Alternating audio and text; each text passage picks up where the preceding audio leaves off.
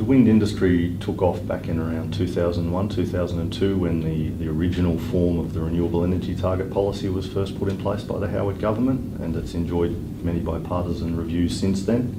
It's been extended, it's been a very successful policy, it's been the heavy hitting policy that's supported wind as it's developed over the years. Wind now represents about 3% of our generation mix in Australia. It's over 3,000 megawatts worth of built capacity now. It's been a very successful industry. We've spent $20 billion worth of investment, basically private investment, a lot of that foreign investment into the wind industry to date. We've employed tens of thousands of people in building up that portfolio of operational asset.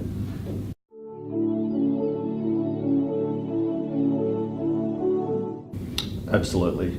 The only issues that are really bringing any sort of uncertainty to the industry at this point in time are the current reviews of policy and the myriad of various changes being proposed to policy by the current coalition government.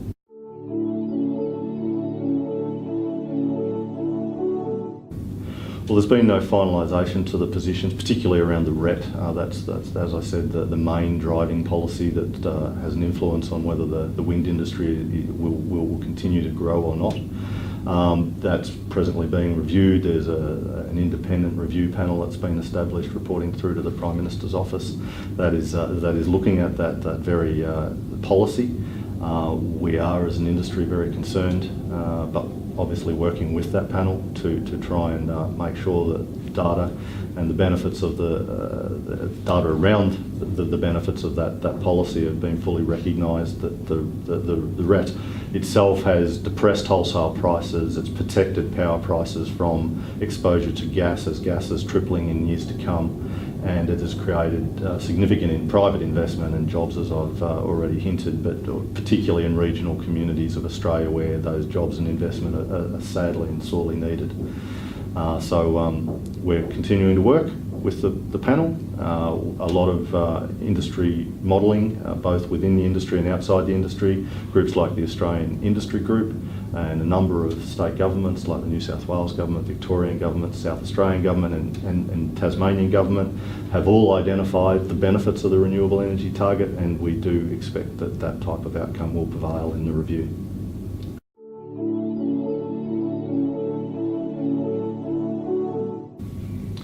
I wouldn't say it's blue sky, but it's significant. We're starting from behind the gates. We're a late starter in the renewable energy take-up here in the country. As I said, we've only got 3% wind energy penetration so far into the generation mix. You look at other countries around the world, particularly in Europe, Denmark, Germany, France, Spain, we're talking 10, 20, 30, 40% of their energy mix is already wind. Massive markets like China and the US are going gangbusters. Tens of thousands of megawatts being built each year. We certainly have much greater capacity. We have fantastic natural resource. We have the industry has set up to be able to deliver much more than it has already to date. We just need certainty around policy to be able to continue on that. It really is only policy uncertainty that is inhibiting the industry from being able to continue to grow from that 3% to some significant portion of the generation mix moving forward. It will always be part of a mix.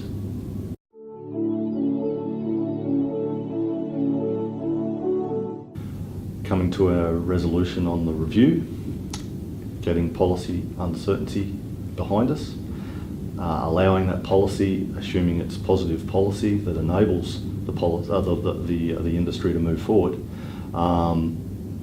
to then be able to allow the resources that we have here to get on with doing their job.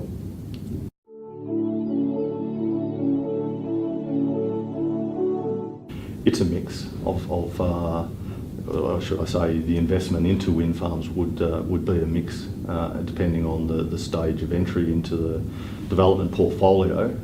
There are institutions out there, venture capitalists, private funds that are very willing to invest in development stage risk. There are bigger institutions and utilities, many of them are Australian or New Zealand, as is representative in the current ownership mix here in Australia, that will invest in the construction risk. But then you start to talk about super funds and industry funds that would look for a more stable investment appetite, and they would come in post-construction.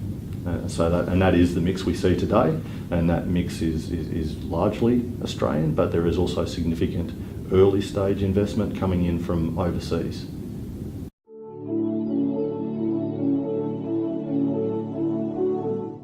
That time will come. This policy, the renewable energy target, was always seen as transitionary policy.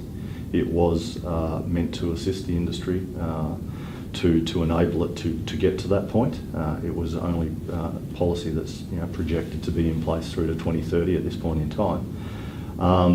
And with various modelling that's been done today, we're already at that stage where we are the most competitive form of energy to be built. If we looked at new coal, new gas, etc., wind is already absolutely competitive in that space. What we struggle with currently in Australia is competing against fully amortised fossil fuel facilities that are at the end of their life and basically had their government support through the years, and it's very difficult to compete with the long-term costs of operation of those assets. But take that out of the mix, we're absolutely competitive.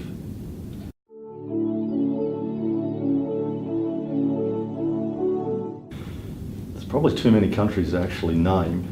There's a lot that have stable policy that has enabled maturation of the wind industry, and without citing any, I think, other than to mention the likes of Germany with very favourable feed-in tariffs, and Denmark, India, China, UK, US, etc.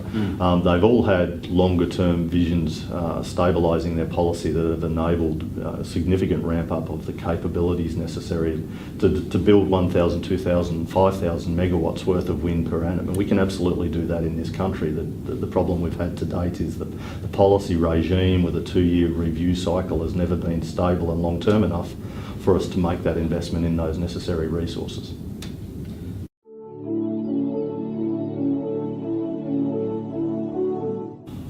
I don't think you'll see a lot of maturation. We're seeing turbine technology that's around that 2 to 4 megawatt mark, which is already established. It's looking to increase its efficiencies in lower wind regimes as capacity has been built out in higher wind opportunities.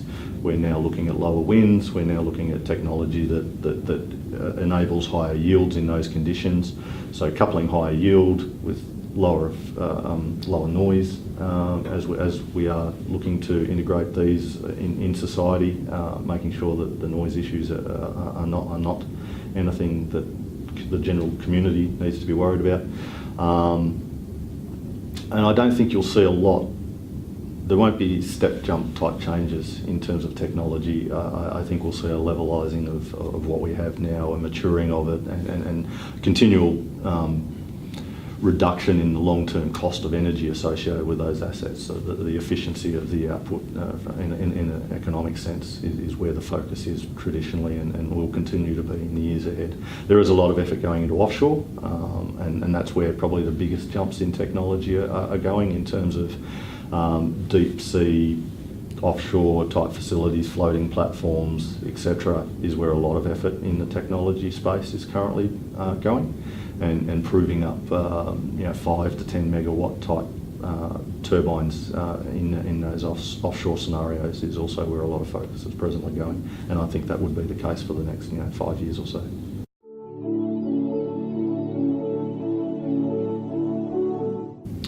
To go with offshore technology in Australia at this point in time is unnecessary. We've got plenty of land-based wind opportunity, and it is a much more cost-effective means of deploying wind energy than going offshore. That's not quite the case in saturated, well, I wouldn't say they're saturated markets in Europe, but where wind is already 10-20% of the mix and had a fair penetration through land-based opportunities, they've had to go offshore.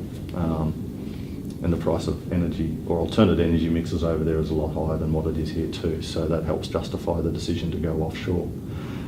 We're starting here as a business, Senvion, starting to look at first steps towards offshore technology. We're developing a big wind farm in New York Peninsula, 197 turbines, which are actually connected into the heart of Adelaide through a undersea HVDC connection across the Gulf St Vincent. So there's 70 k's of very traditional offshore technology going into that wind farm, so that the net result is we have absolutely no overhead power lines for that entire wind farm right through to its point of connect in Adelaide. So that for us is a very exciting first step in the direction of offshore.